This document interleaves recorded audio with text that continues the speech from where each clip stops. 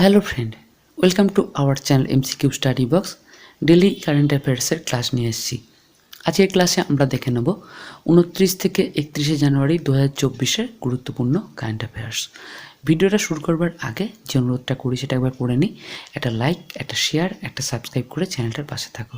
একটা সাবস্ক্রাইব করতে কোনো পয়সা লাগে না, কিন্তু সেটা আমার মতন নতুন ইউটিউবারদের ভালো ভালো ভিডিও বানাতে অনেকটাই মোটিভেশন দেয়। তাই অবশ্যই চ্যানেলটাকে সাবস্ক্রাইব করে চ্যানেলটার পাশে থাকো।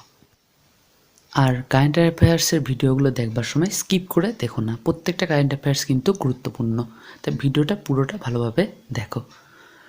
তো 1 নম্বর কোশ্চেনটা দেখে নাও। পুরুষদের টেনিস ডাবলস র্যাঙ্কিংয়ে প্রথম স্থানে পৌঁছানো সবচেয়ে বয়স্ক খেলোয়াড় কে? অ্যান্সার হবে রোহন বোপান্না।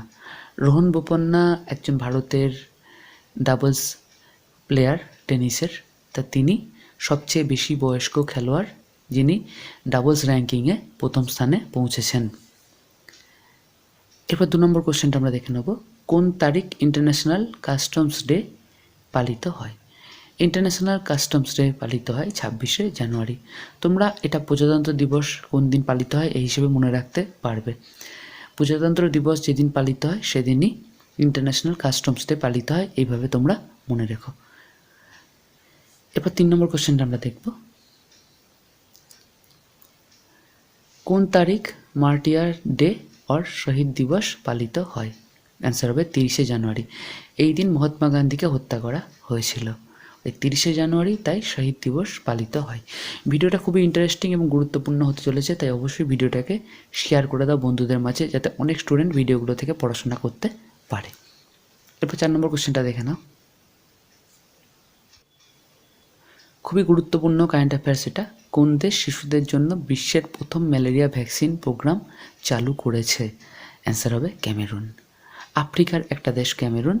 তো এই ক্যামেরুন শিশুদের জন্য বিশ্বের প্রথম ম্যালেরিয়া ভ্যাকসিন প্রোগ্রাম চালু করেছে। খুবই গুরুত্বপূর্ণ কোশ্চেন এটা, যে কোনো এক্সামের জন্য কিন্তু এটা গুরুত্বপূর্ণ।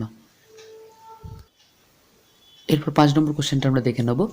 কে পুরুষ বিভাগে আইসিসি বর্ষসেরা ওডিআই ক্রিকেটার পুরস্কার পেয়েছেন?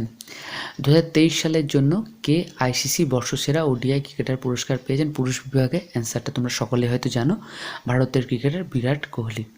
বিরাট কোহলি এই পুরস্কারটা পেয়েছেন। এরপর 6 নম্বর কোশ্চেনটা আমরা দেখে নেব। কোন খেলোয়াড় 2024 সালের অস্ট্রেলিয়ান ওপেন মহিলা একক শিরোপা জিতেছেন? অ্যান্সারটা হবে আরিয়ানা সাবালেঙ্কা।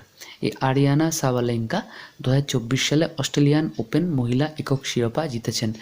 এটাই কিন্তু 2024 সালের জন্য প্রথম কোনো ওপেন, তো এটা ভালোভাবে মনে রেখো। এরপর 7 নম্বর কোশ্চেন আমরা দেখব। 2024 সালের 69তম ফিল্মফেয়ার পুরস্কারে কোন চলচ্চিত্রটি সেরা চলচ্চিত্রের পুরস্কার জিতেছে? অ্যান্সার হবে 12 ফেল। 12 ফেল এই সিনেমাটি 2024 সালের 69তম ফিল্মফেয়ার পুরস্কারে সেরা চলচ্চিত্রের পুরস্কার জিতেছেন। প্রচণ্ড গুরুত্বপূর্ণ কোশ্চেন এটা, অবশ্যই তোমরা কিন্তু স্টার মার্ক দিয়ে রাখতেও পারো এবং খাতায় আলাদা করে নোট করে নিতে পারো। এরপর 8 নম্বরটা দেখো। ভারত এবং কোন দেশের মধ্যে সামরিক মহড়া সাদা তানসিক আয়োজিত হচ্ছে? এই সাদা তানসিক এই মহড়াটা ভারত এবং সৌদি আরবের মধ্যে আয়োজিত হচ্ছে।